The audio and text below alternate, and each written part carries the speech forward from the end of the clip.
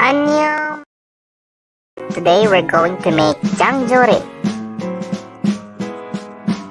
Put 1 liter of water. Add the chilies,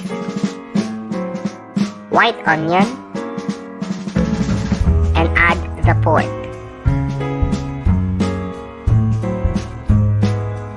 Add pepper for taste.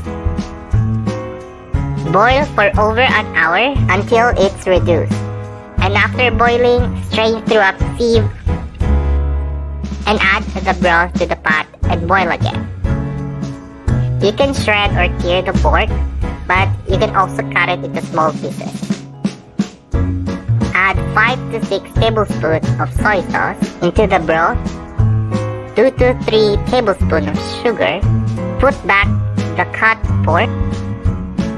Mix. Add the quail eggs and garlic. And add the remaining chilies.